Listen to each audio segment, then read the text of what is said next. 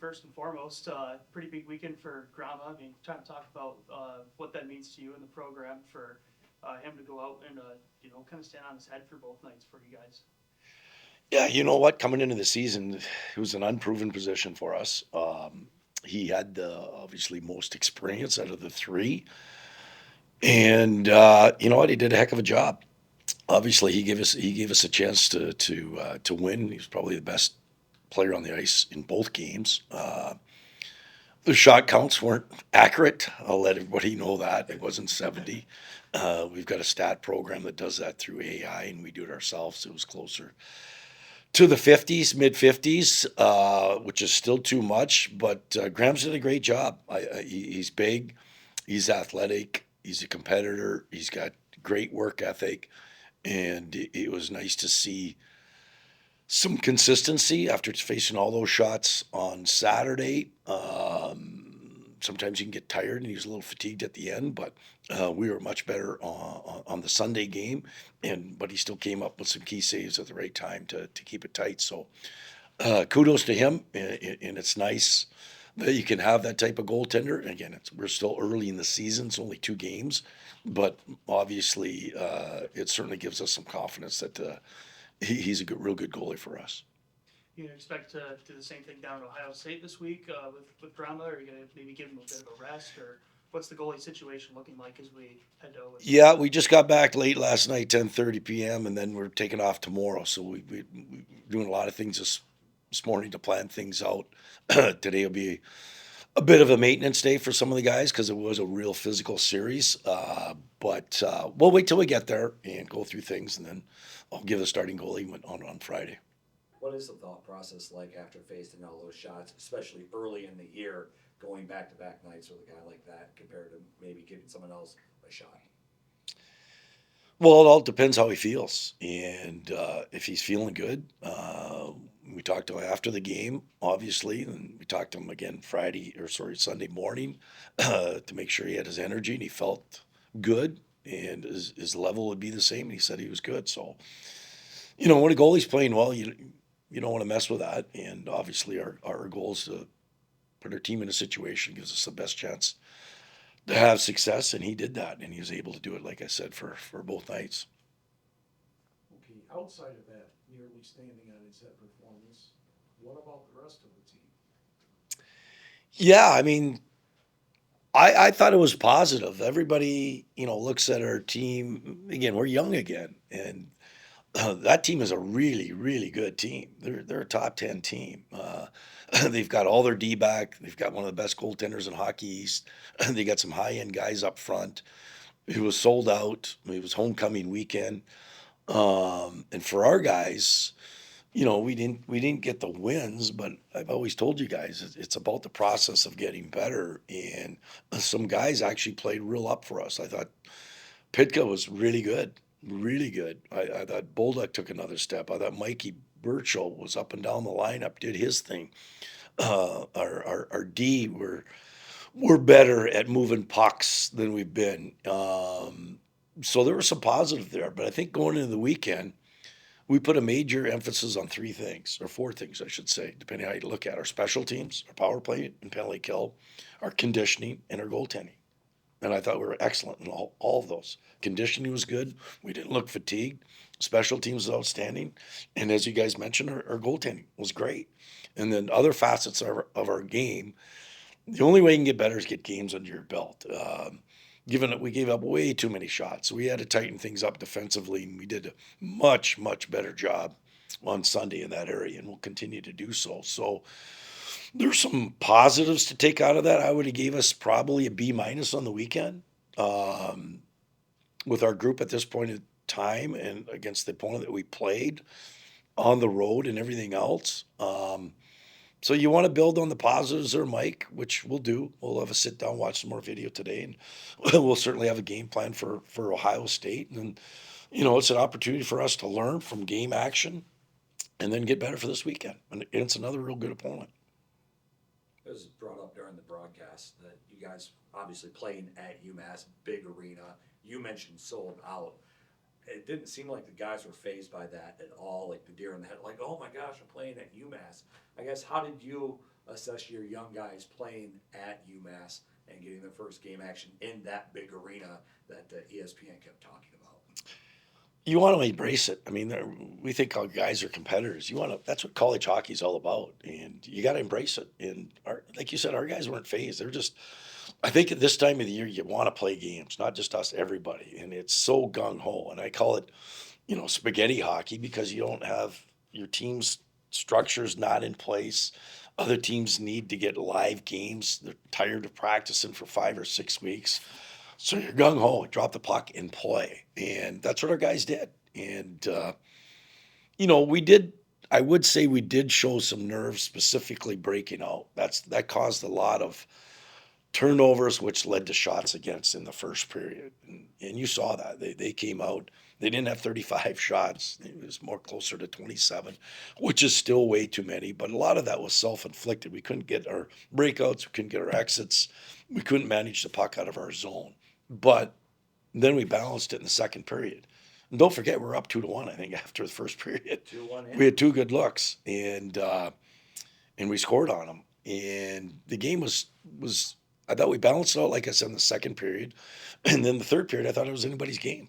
And again, we got back in the situation where we had to pull our goalie again. We had two good looks, didn't convert on. So against a very good opponent, take away the first period, I liked it. And then our second game was way more balanced. And it was a tighter game.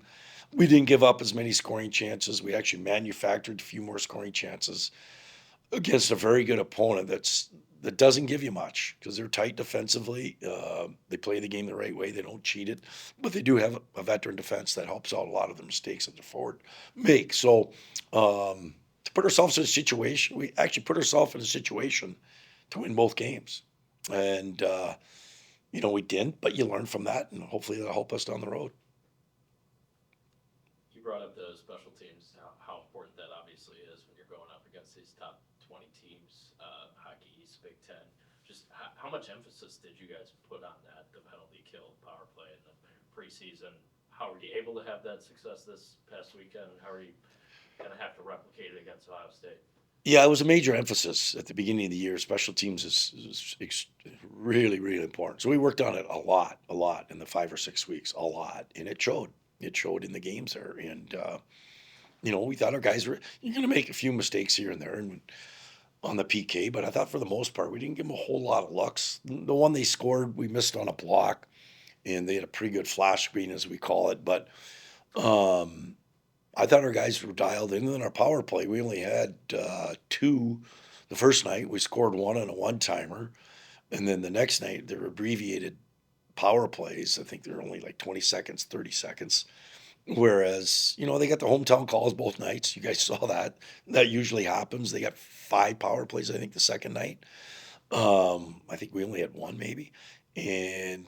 But you have to make it count. And I thought our guys did a real good job in the special teams, but we practiced it and we developed the chemistry, and the guys did look in sync. It didn't look like we just went out there and never practiced it. We had a theme for the 5 or 6 weeks that we worked on it every single time we had the opportunity to.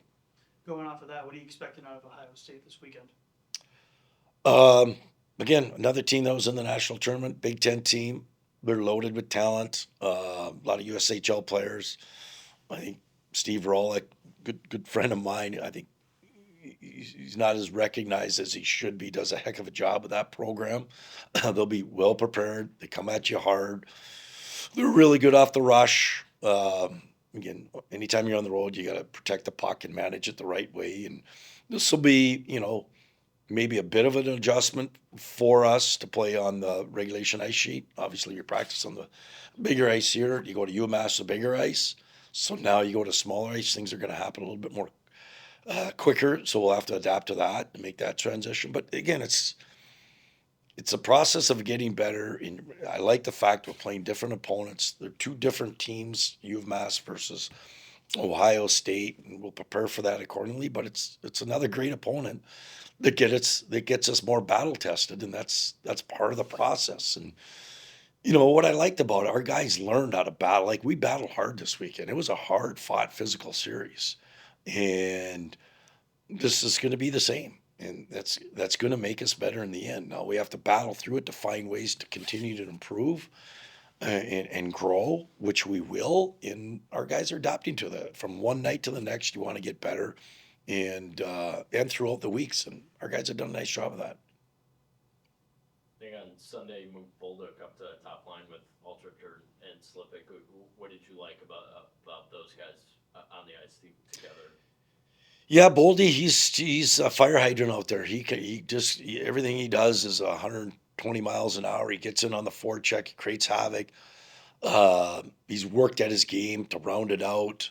He's a physical presence, and he goes to the hard areas, and so I think it complements those guys because he's more of a forechecker, getting to the hard areas, and if he can get them the puck, which is good because those two can dance with it. I just thought it wasn't going for 2 periods, and we needed a spark. We put them together, and look what happened in the third period. He made a difference, and he put us on the board there. So, he earned it and did well with that opportunity. All right, let's talk about Saginaw a little bit. I do want to start with the fourth quarter. You were playing out the last 4 minutes, like calling timeouts. You guys were still down 22. I felt like it was a good chance to get some of your guys some reps and getting into those positions. What was your thought process with your football team late in the game and down 22 points and still playing it up? For sure. I mean, I think that's what it is, right? You can take the philosophy of, oh, the game's out of reach, we're down multiple scores, there's not enough time left, and maybe just try to get out of it. Or let's give some guys some experience, let's let them understand, kind of how to play through some of the difficulty and make sure that they understand how we want to, still have a goal of taking the ball down and let's score. Let's try to continue to play the game every rep here until the clock hits zeros. And so that's really what we want to do. I mean, we want to make sure that with Trevor getting enough snaps underneath his belt, we wanted to make sure that he was getting every opportunity to be in those situations, and for him to continue to manage the offense, I think was really important. Let's talk about that because he was put in some tough situations. I know Riddle went out in that third quarter, but one of the possessions started at your own 6-inch line. Yeah. And then another one about your 5-yard line with the punting from Saginaw. I guess assess his performance never taking a collegiate snap and performing the way he did. Yeah.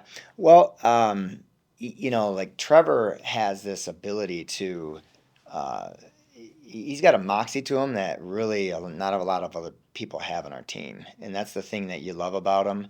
I think he has the chance to get better as a quarterback because of that. I think a lot of quarterbacks probably overthink the position sometimes. Sometimes they're very cerebral, and you need to be. But I think Trevor has a very aggressive and competitive mentality, which, he's going to find a way to try to get the job done no matter what it requires. And I mean, he's going to just go and attack it. And, I think for Trevor to be out there, like, we really have a lot of confidence in him. And I really believe in the kid. I mean, he is exactly what you want. And I think he's got an opportunity here moving forward to where he's going to really blossom. With him playing wide receiver, how did that help him with the quarterback position? Yeah, I mean, you get out on the field. I think there's a lot to be said about you're in a college atmosphere. You're out there when the bullets are flying. You understand what competition looks like. You understand what big, fast, strong bodies look like around you. And I think that, gives him a good confidence to be able to go out there and now slide right into signal calling and, hopefully take off and run with it. How pumped was he after that touchdown pass? Yeah, I think, fairly. I mean, he's a competitor, right? I mean, he wants to win. He wants to do everything possible. And so, I think obviously good plays fire him up. But, I think it's more for the sake of, making sure that the team is going to be continually thriving and moving forward too. Did his arm impress you more than what you had seen in practice? I think we knew he was adequate at throwing the ball. I think as coaches, we would stay really tough on him and say that there's probably some throws that he probably could have made and could have completed even better and more. But yeah, I think, Trevor gives us a chance in the throwing game that really will help us, and we'll feel comfortable moving forward. What's the learning curve like when he's now in charge of throwing the ball, but now also running an option. Mhm. Stuff he hasn't really done Yeah. coming into the game and reading the option and reading the defense, when to pull it back, when to Yeah. throw it to the outside. How did he react in your eyes his first time doing it? Good, great. And I think we've known that Trevor always had an opportunity to potentially work into this position, and so we have been able to keep him oiled up a little bit. So it wasn't like just cold turkey, right? I mean, we were able to get him some reps in practice here, even throughout fall camp and throughout the season here in the beginning. But obviously, when you get out there into a full-time role, it's a little different. And so I thought he reacted really well to it, and I think he's only going to get better. 4-15 on third down, I imagine that's not where you guys want Correct. to be. Just Yeah. Is it first and second down where you guys will Yeah. put yourselves in Yeah. bad positions? How's that being addressed? For sure. We definitely have to be better in the early downs. That's what hurts, right? You get into third and longs, and now, you're behind schedule, and you got to be better on first and second down to be able to win third down. That's how you got to be able to win third down better. Definitely addressing it, definitely looking at all the details that go along with it. And, we were about 3 to 4 plays off on third downs that we needed to be to just be able to stay on schedule, to be able to stay on the field, to be able to keep the ball longer, to extend drives. And, guys just have to understand the importance of executing early in the series so that we don't put ourselves in a bad situation there on third down. You guys have been in most of these games a lot because you've dominated time of possession. Mhm. I imagine that's got to be a big focus with Grand Valley coming in here this Yeah. Saturday. Mhm. What do you hope to see in terms of giving your defense a break, keeping them fresh so Yeah. they can do their job? For sure. It's exactly that. You want to be able to, what I think of is, yeah, let's dominate possession, but let's do it by rewarding ourselves and scoring points too, right? Like, you don't want to just only hold the ball and think of that as kind of a moral victory within the game itself. You want to be able to do it efficiently and effectively so that you can, put points on the board. And that's really what I think we've struggled with sometimes to be able to do. And so we've got to get into that place where we can really put points on the board no matter what. It doesn't matter how long of a drive it is, no matter how much time comes off the clock. We want to make sure we still score and give ourselves a chance to score. So it's a big weekend for the football program, obviously honoring the national championship Yeah. team and Steve Mariucci. What's your message for your team right now? Mhm. Just trying to keep them grounded. Yeah. I think it's a couple things. I think they need to know about the pride and the excitement that goes into something like this. I mean, honoring a legacy, to be able to recognize that team, I think is so important, so exciting. We're one of, and if my research is correct, I think we're one of 26 schools in Division II since the bracket playing era that have ever won a national championship. And so, wow, definitely something to celebrate, something to be extremely proud of. And I think the other thing too is let that really inspire you, let that really connect with you in a way that you've got this tradition, you've got people that have gone before you here at Northern Michigan that have done something really special, and let that inspire us to move forward, right? And you're correct, like, we don't want to let that celebration, that recognition take us away from what we're doing. We've got to be able to stay focused on Saturday night at 7 o'clock, and that is our prime objective as a team. But I do think that you can,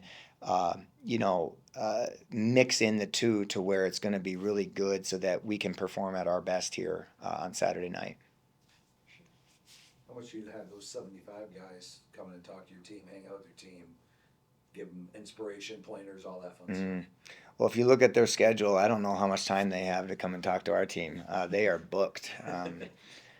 Yeah, it starts Thursday afternoon, and they've got events going all the way through game time, and so, but definitely, welcome those guys around, and they'll be around. I think they'll get a chance to come out to Friday's practice and be around the guys, and the guys will embrace that. It'll be really good. I do want to talk about your opening drive. You're down 7-0, and the ball's on your own 34-yard line. Mm-hmm.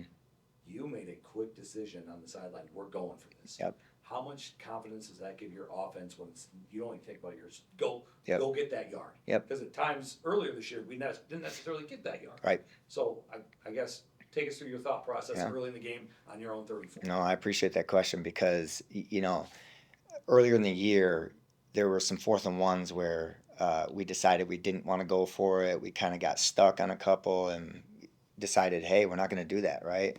And I think, Lud, you maybe asked about that maybe earlier in one of those games. And so we made the decision as an offense and, to say when it gets to be 4th and 1, we're going to be ready to always go for it, and we believe we can always get it. And so, coming out of that game, we kind of made that decision. And so I think the offense rallies around that. I mean, they're always in my ear about let's go for it.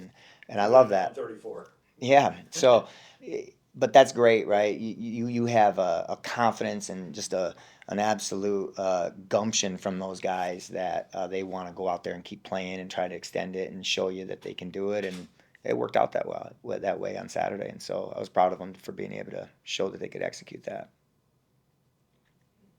It's a little naive. Do you call the plays on offense? No. Yeah, I don't call the plays on offense or defense. Certainly tell them what I think and see and have some input all the way throughout the week, in the game plan, building up to it. But no, there's just kind of decisions like that I will make, but not necessarily the specific plays that we call. So Coach Lindquist will call the plays offensively, and Coach Dufresne will call them on defense. Yeah, Pretty electric weekend for you. We didn't talk to you last week. Yeah. Yeah, when we win, I typically give my assistants an opportunity to get some media exposure. When we lose, I got to own it. It's Tech Week this week, so I figured I had to do it. Right. Well, so speaking about that, I mean, you go down, you battle with Saginaw Valley State, being able to get that 3-2 win, and you come out, sweep your other UP rival, LSSU. So just kind of talk about how the weekend went for you guys and how it's going to help you on Tech Week. Yeah. We knew going into the weekend we had a chance to maybe sweep the weekend. We were going to have to play well in order to do so. And I mentioned before I sat down, Coach Richardson brought the NMU football team to the match at Saginaw because they were playing Saginaw the next day, and we were really appreciative because they created kind of some energy for us in that first set. And so we were able to pull that out. The second set was miserable. We were down 14-1 at one point. And unfortunately, the Saginaw football team was there as well, and I think their energy was affecting us in a negative way, and so we had to learn how to persevere through that. And they had a player get 27 kills against us. I mean, she was unbelievable. But the fact of the matter is, we won the match, and that's what matters. And in the fourth set, we kind of let the lead get away from us. And, you can kind of feel the energy shifting in favor of Saginaw. But our team did a really nice job of coming together before that fifth set. And, and really how you win fifth sets is just take care of the ball. Make the other team press, and that's what we kind of did. They started to press, making some mistakes. When we got opportunities, we put it on them. Kenzie Gruner, in particular, was unbelievable in the middle. And the only way Kenzie can be unbelievable is if we're passing the ball well. So a lot of credit goes to our passers for getting us in system, which was great. So to win that match was awesome. And then turning around the next day, going to Lake State, and to get a 3-0 sweep, a pretty convincing sweep, was really good. Again, our middles, Kenzie and Emmy Gulak, did a really good job. Lisa Haugen was named Defensive Player of the Week yesterday. And she's in only her second week back, coming off of a concussion. And, to have her holding down her defense, I think, gives a lot of confidence to those people around her. When we were struggling, I think a lot of it was just the absence of her personality, not even her skill. And so to have her back on the court, I think, was really instrumental in our success this weekend, and hopefully, kind of continues to guide us as we go into this weekend's matches against Michigan Tech and Purdue Northwest. Brought up the second set and the Saginaw match. Yeah. Just to have one go that way, even though it's 1-1 at the end of it. How proud of you of the team for coming back and just for getting that, going on to win the match because you had much more to play for. Yeah. Right before we switched sides, I asked my assistant coaches, should I talk about what's about to happen? Because we knew it was going to happen. We knew that their football team was going to be all over us. The refs had to ask them to step back, which nothing they were saying was inappropriate. It was just like they were just cheering for their team. When something good happened, the gym erupted, and that was really cool. And I kind of sat there after you burn your timeouts, and you're just going, I'm looking at my sister. And not that if I would have said anything that would have changed, but it was tough to watch them be affected so much by the crowd, but also in the same way, I'm really proud of them, as you stated, for, getting your butt kind of kicked and then coming back after the break and getting the job done in the third set. And really, we were in control of the fourth set. We let it get away from us, and then dominating the fifth set. So I think the thing we have to learn is, like, in hostile environments, you have to be able to kind of manage your emotions when things aren't going well. Like when we were up in the fourth set, 22-18, and then they scored 5 unanswered points, like it felt like in like 2 minutes, right? And so that's one thing we have to continue to work on, is like when things aren't going well, like take a breath, like reset, and we kind of press and try too hard, and that oftentimes can lead to some mistakes. So but again, 2-0, so after a 9-match losing streak to have a 4-match winning streak, feels pretty freaking good. And now we go into Thursday's match with a little bit of momentum, against a Tech team who were kind of mirroring each other a little bit. They're doing a little bit better in the record books, but in terms of in conference performance, I think they're almost identical. So I'm very curious to see what happens on Thursday. Just thoughts on going up there on a Thursday night. You know what the environment's going to be, with the team on the other side of the net might look a little different. Just what are you focusing on this week, getting ready for an early match? You're normally Friday, Saturday. Yeah. Well, there's some unique dynamics. I've never coached against, their coach, who's new this year. I know just from watching the film, they start on the opposite side than they used to. So even that, I think, will be kind of weird. Like when we get there early, sitting on the other bench. They've had some injuries, so they've been moving players around. And so their right side, who's really been a Wildcat killer, is now on the outside. So she's going to get more sets, but it's a different angle, so it could create a different look. Their setter, they were running a 6-2, so they were running with 2 setters, and now they're only running with 1 setter at the moment.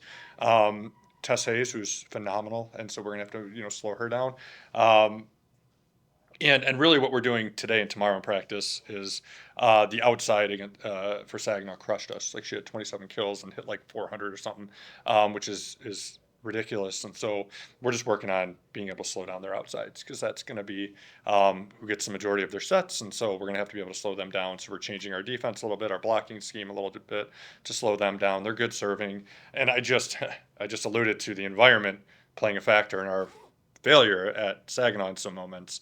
We're gonna have to be ready for that at Michigan Tech. So the hope is that was kind of a learning experience, and the best way to quiet a crowd, obviously, is to do it on the scoreboard. So the hope is that we can kind of come out a little fast and quiet them down and take control from there. Yeah, I think we learned that every team can be successful if you let them in a game. I also think we learned about ourselves. We have a lot of fight. We have a lot of grit in our team, and I think we showed that on Friday. I don't think it was a particularly great game, but we went down 1-0, and again, we could have easily dropped our head and been out of that game. And we respond with 2 goals in the last 10 minutes to find a really important conference win against a really good conference opponent. And so I think we all felt pretty good coming out of that game. Good momentum. Started really well on Sunday.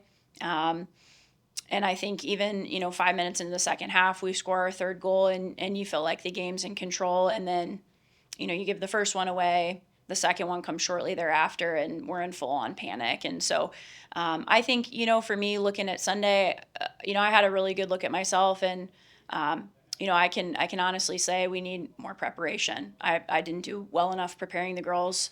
And we need to spend more time in those situations so we know how to finish games, because allowing a goal with 61 seconds left, and then again, in a really important conference match, the difference between 3 points and 1 point is a lot.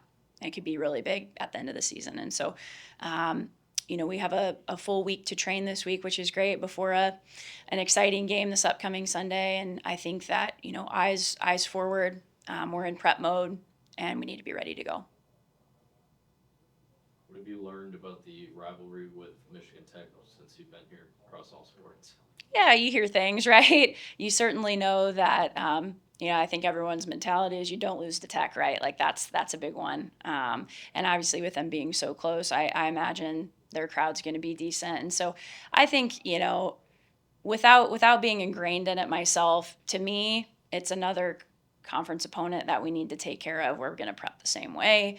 We're going to prepare and do all the things that we need to do to be ready for it. But it sounds like there's a little extra in that game, and it's kind of an ingrained thing. So again, we understand the importance of every conference game, but maybe this one will, have that extra level or whatever it is between the rivalries. But I think for our girls, it's important to keep our heads on straight and recognize that, Tech's going to be competitive. I know they haven't had a lot of results go their way this year, but they've had a lot of tight contests. They're going to come and they're going to try and win the game. It's not going to be an easy game. And so we have to prepare for them just like we prepare for everyone else and be ready to go. What does practice look like after a disappointing day like Sunday? Yeah, well, yesterday we had off, so we come back with a little bit of fresh perspective today. I think usually Tuesdays are our day to evaluate how we're feeling, get kids that didn't get minutes, some proper training, and then do some recovery. But I think this week is the first week where we're going to get more than one training session in a row where we can full team train. So regardless of the weekend we're coming off, and by the way, 4 points in a conference weekend is still pretty good. I'm very happy with that. Again, we're disappointed to drop those 2 points, but we'll take 4 points every weekend and we'll sit in third every weekend and battle for those top spots, right? So I'd take nothing away from the girls. Like they've put in some good performances and we've had some decent results. However, yes, I think we regroup and it's not looking backwards, it's looking forwards.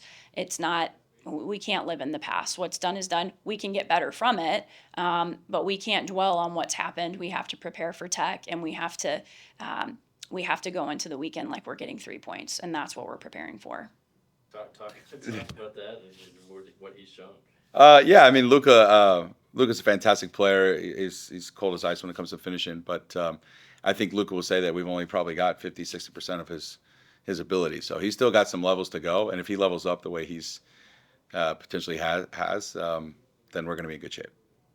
So. Was that we've been talking about your guys just not being satisfied with competing. You're here to win in this conference. Yeah. Was that the win where these guys proved that they could do it? Was it the Purdue win? Just coming out, what was the feeling on the bus? Yeah, feeling on the bus was great. I mean, they're really, really funny kids, so it was awesome. But we're one game at a time, so I'm not going to fall into the trap of that question. There's no one game for us. It's the only thing we're really thinking about, to be fair, is Wednesday's practice, where we get everyone in ready to go for the next one. Because we're just trying to get better each week. We know we're not at our best yet still. We still got levels to go. So, there's definitely some signposts where, these are games we probably would have found a way to tie or to lose in the past, and we're finding ways. So there's definitely progress. We all see that there's an upward climb in terms of the type of team we are. But that being said, it's like if we stray away from this one game at a time mentality that we have and start thinking about counting our wins, then it's all for naught. So it's just about the next day, and hopefully the guys understand that. And I think they do. But the bus was great. Just to answer your question. Well, to talk about one game at a time, okay, we have this huge win against St. Cloud State. Vibes are high.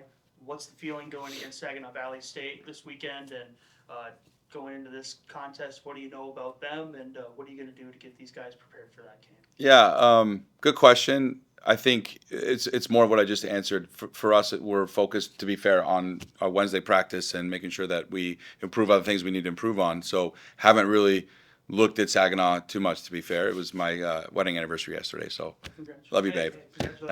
So I haven't really looked at them. We're focused on ourselves. We're not focused on Saginaw. It's just another game for us. They're a good team. They're perennial. We know that. The guys know that. So it's not about them. It's about us and what we do. And if the guys prepare the way they prepared for St. Cloud and do an even better job of their preparation, the recovery, and the things we put into that game, if they do the same thing this week, then they should have a shot. So it's up to them. I've told you guys all year. I'm not doing anything for them to prepare other than what I always do. It's up to them to prepare. And I think that's got to be the message continuing forward as we turn into this playoff period where it's up to them. It's not up to me anymore. And I think they've proven they can do it. So.